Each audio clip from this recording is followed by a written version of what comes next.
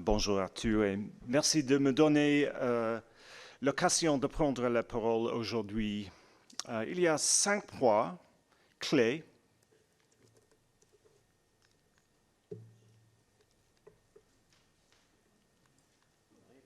voilà, que je voudrais aborder dans cette présentation. Le premier est pourquoi moi. Peut-être parce que je suis anglais et je parle un petit peu français, je comprends rien, mais je parle un peu. L'une des raisons est que j'ai participé de près à l'élaboration des documents dont je vais vous parler aujourd'hui. Le Royaume-Uni compte environ 70 millions d'habitants, dont 10 millions d'enfants en âge scolaire, répartis dans environ 30 000 établissements. La plupart de ces établissements sont des écoles primaires.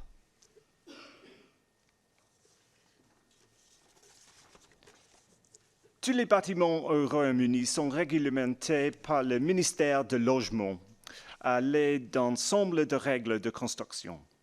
Le document relatif à la ventilation est le document F. Le volume 2 s'applique aux écoles.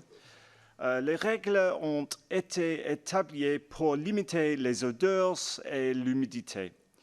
Ils ne contiennent pas non plus de règles spécifiques aux écoles, mais renvoient à des recommandations publiées par le ministère d'Éducation.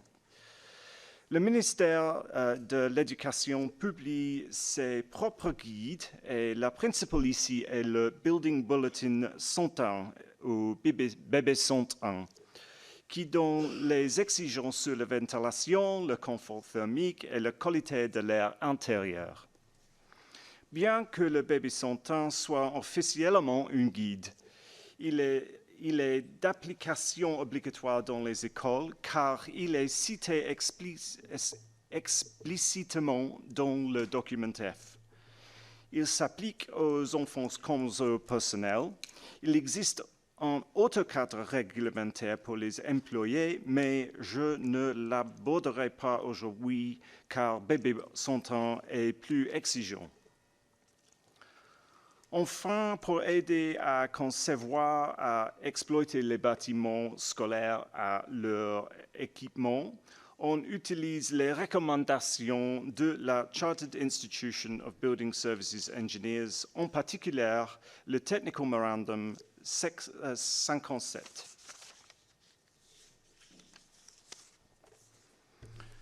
Le BB 101 s'applique tous les jours d'enseignement entre 9h à 16h. Il fixe des limites pour la concentration de dioxyde de carbone. Ce n'est pas parce que le CO2 est un polluant préoccupant en soi, mais parce qu'il est facile à mesurer et qu'il peut, dans certains cas, servir de l'indicateur pratique de taux de renouvellement d'air qu'elle est beaucoup plus difficile à évaluer. Cependant, la concentration de CO2 n'est pas un indicateur fiable de la qualité globale de l'air intérieur. Elle ne reflète pas la présence d'autres pollutants comme formaldéhyde, les particules fines ou les agents pathogènes sous forme d'aérosols. Le BB 101 fixe 3 sols pour le CO2, un maximum journalier qui ne peut être dépassé que pendant 20 minutes au cours de la journée scolaire, un moyen journalier qui ne doit pas être dépassé à la fin de chaque journée d'enseignement, et un moyen annuel qui s'applique sur l'ensemble de l'année scolaire.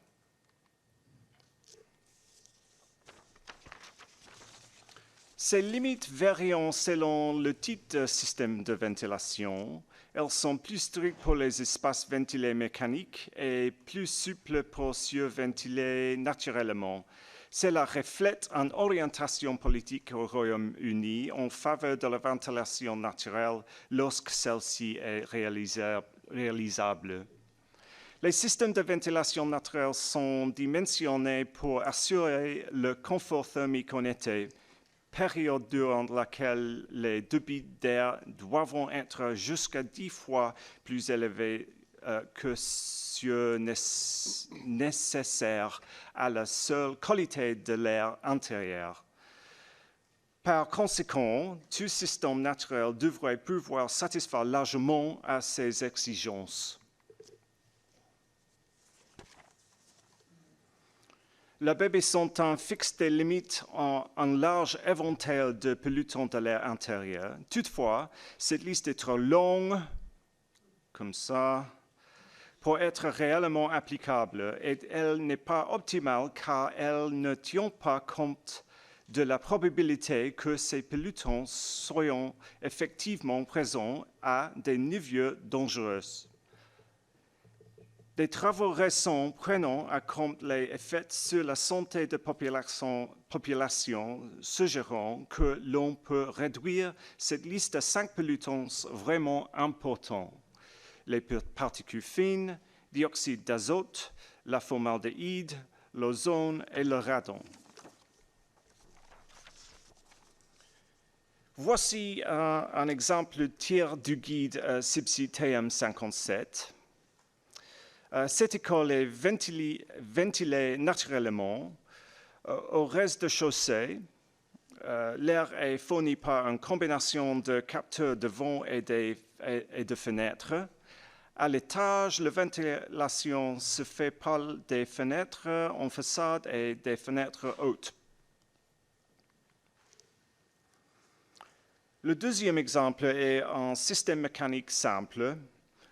Une gaine centrale insuffle de l'air dans la salle de classe qui est ensuite extrait vers la couloir par une ouverture située au-dessus de la porte. Les systèmes mécaniques sont donc un plus populaires, en particulier les unités centralisées tout en un qui contiennent des ventilateurs, une batterie de chauffage et souvent un échangeur thermique pour récupérer la chaleur en hiver. Ils sont faciles à installer et ne nécessitent pas de réseau centralisé. Enfin, les systèmes hybrides combinant ventilation naturelle et ventilation mécanique. Ce système utilise une cheminée passive équipée des ventilateurs pour préchauffage de l'air entrant en hiver. En été, les fenêtres sont ouvertes et le bâtiment s'appuie sur la ventilation naturelle traversant pour assurer la qualité de l'air et le confort. Quelques autres éléments qui fonctionnent bien. Des ventilateurs de plateforme sont utilisés pour réduire la température ressentie en été. L'interaction avec l'utilisateur est très importante.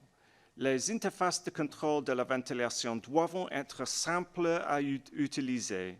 Les systèmes complexes doivent être expliqués de manière claire. Les données posant aussi question. Les protocoles ouverts permettant aux écoles d'éviter de rester dépendants de plateformes propriétaires pendant des décennies. Enfin, les contrats de maintenance et de service garantissant la performance du système sur le long terme.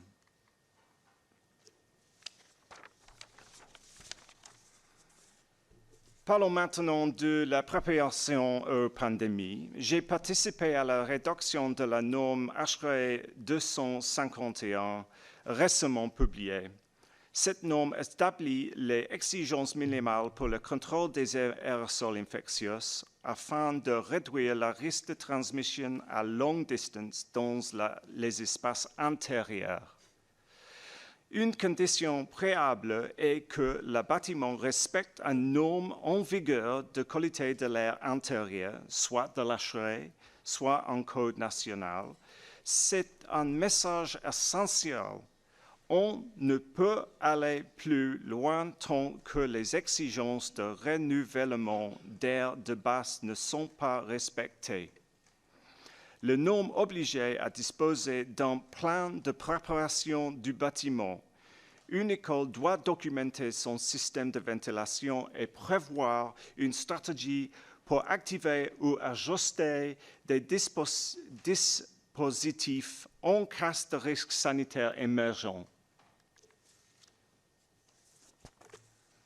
La norme définit des débits d'air propres équivalents, une innovation qui signifie que ces débits ne doivent pas forcément être atteints uniquement avec l'air extérieur.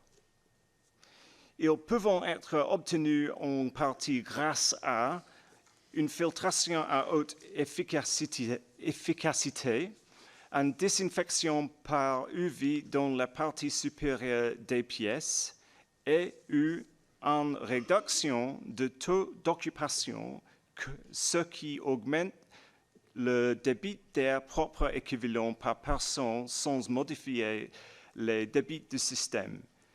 Cela permet à bâtiments avec un système de ventilation à capacité limitée d'être conforme.